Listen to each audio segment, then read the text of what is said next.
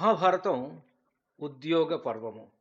భీమసేనుడి యొక్క ఆ మాటలకు శ్రీకృష్ణ పరమాత్మ నవ్వుతూ, భీమసేన, కేవలం నిన్ను రెచ్చగొట్టడం కోసమే ఇలా అన్నాను కానీ, నీకు విషాదం అనేది లేదన్న విషయం తెలియక కాదు. వాళ్ళు శాంతిని అంగీకరించారా? మంచిదే. లేకపోతే యుద్ధం తప్పదు అన్నాడు కృష్ణుడు. చెప్పవలసిన మాటలన్నీ మా అన్నగారు చెప్పారు కదా! మీకు ఏది హితమో ఆలోచించి ఆ విధంగా చెయ్యి అని అర్జునుడు కృష్ణునితో అన్నాడు. అర్జున, నా ప్రయత్నం నేను చేస్తాను. ఏమైనా యుధిష్ఠిరునికి ఐశ్వర్యం లభిస్తే దుర్యోధనుడు ఏనాటికీ సహించలేడు. ఆ దుష్టులు ముగ్గురు వానికి చెడు బోధిస్తూనే ఉంటారు. నీ మధ్య నా మధ్య కూడా భేదం కల్పించాలని దుర్యోధనుడు అనేక సమయాలలో ప్రయత్నం చేశాడు. నేను అలా జరగనివ్వలేదు. శాంతికి వాళ్ళు ఎలాగూ ఒప్పుకోరు. ఏమైనా నేను ధర్మరాజు శాసనం ప్రకారం వెళ్ళాలి కదా, వెళ్ళి వస్తాను. దుర్యోధనుడు ఏమి చేయదలిచాడో కూడా తెలుసుకోవాలి కదా అని అర్జునునితో శ్రీకృష్ణుడు అన్నాడు. ఈ మాటలు విన్న నకులుడు కృష్ణ పరమాత్మతో, మాధవ, మా అన్నగారులు ముగ్గురు తమ అభిప్రాయం చెప్పారు కదా, ఆ సమయానికి ఏమి చేస్తే బాగుంటుందో అది చెయ్యి. మనం ఒకటి అనుకుంటే అది మరొక విధంగా అవుతుంది.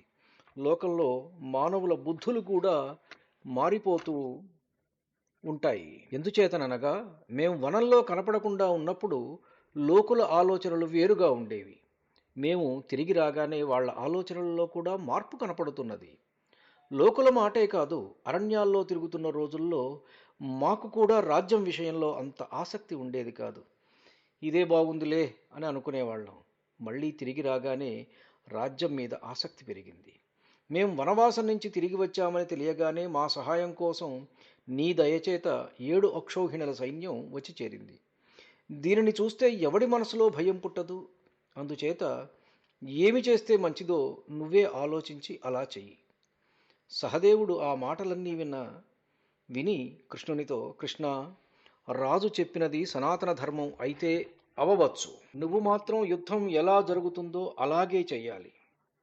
వాళ్ళు శాంతిని కోరుతున్నా కూడా నువ్వు మాత్రం యుద్ధం జరిగేటట్టు చూడాలి. ఏ కారణం చేతనైనా అన్నలు నలుగురు యుద్ధం వద్దన్నా నేను ఒక్కడినే యుద్ధం చేస్తాను. ఆనాడు సభామధ్యంలో పాంచాలికి జరిగిన అవమానం చూడడం వల్ల నాకు కలిగిన కోపం వాళ్ళందరినీ వధిస్తేనే కానీ శాంతించదు అని అన్నాడు.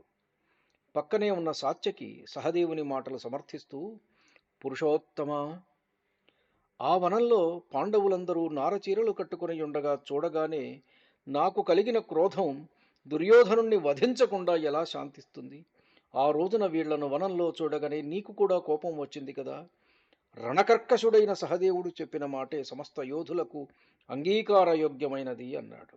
ఆ మాటలు వినగానే అక్కడనున్న వీరులందరూ సాధు సాధు అంటూ సాత్యకిని ప్రశంసించారు. అప్పుడు ద్రౌపదీదేవి యుధిష్ఠిరుడన్న మాటలు, భీమ, అర్జున, నకుల, సహదేవ, సాత్యకుల మాటలు విన్న తరువాత సహదేవుణ్ణి సాత్యకిని ప్రశంసిస్తూ, శాంతికాముడు వలె ఉన్న భీముని విషయంలో కొంత వైమనస్యం చూపుతూ కన్నీళ్లు నిండిన నేత్రాలతో ఇలా అన్నది. మధుసూదన, పాండవుల విషయంలో జరిగిన అన్యాయాలన్నీ నీకు తెలుసు. సంజయుని ద్వారా రహస్యంగా జరిగిన మంతనాలు, యుధిష్ఠిరుడు 5 గ్రామాలిచ్చినా చాలు అనడం, దానికి కూడా దుర్యోధనుడు అంగీకరించకపోవడం అన్నీ చూస్తూనే ఉన్నావు. రాజ్యం ఇవ్వకుండా దుర్యోధనుడు సంధిని కోరినట్లయితే నీవు అందుకు అంగీకరించవద్దు.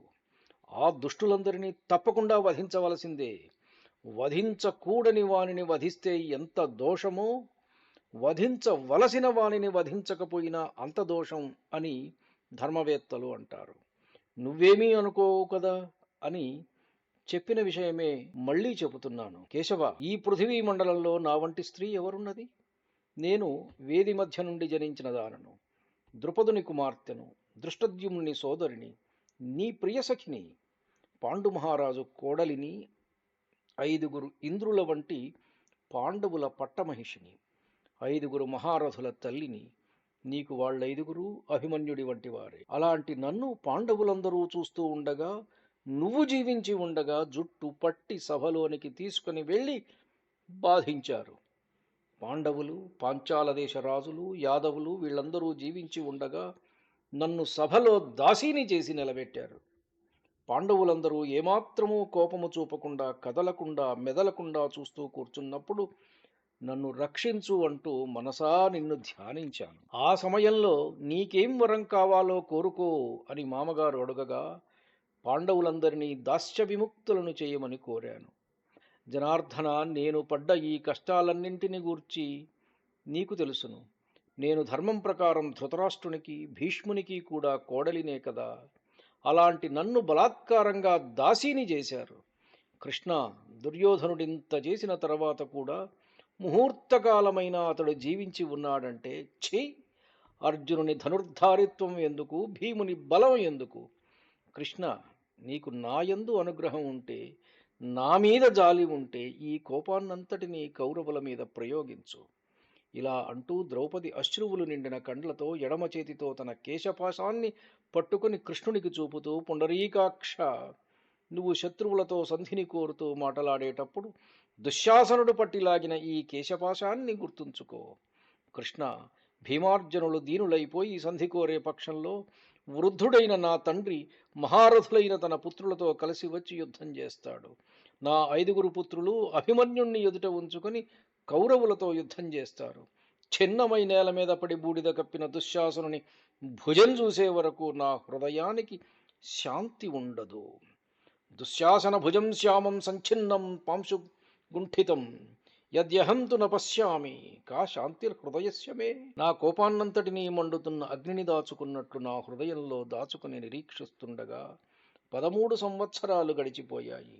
ఇప్పుడు ధర్మాన్ని గురించి మాట్లాడుతున్న భీముని మాటలు శల్యాలలాగా గుచ్చుకొని నా హృదయం బద్దలైపోతున్నది అంటూ ఆమె బిగ్గరగా ఏడ్చింది. కృష్ణుడు ఆమెను ఓదారుస్తూ, ద్రౌపది, నీ శత్రువుల స్త్రీలందరూ బంధువులందరూ మరణించి ఏడుస్తుండగా అచిరకాలంలోనే చూస్తావు. యుధిష్ఠిరుడు ఆజ్ఞాపించగా నేను భీమార్జునులతోనూ నకుల సహదేవులతోనూ కలిసి కౌరవులను నశింపజేస్తాను. హిమవత్ పర్వతం చెలించవచ్చు, భూమి 100 ముక్కలు కావచ్చు, నక్షత్ర సహితమైన ఆకాశం క్రిందకి పడిపోవచ్చు. కానీ నా మాట వ్యర్థం అవ్వడానికి వీలు లేదు.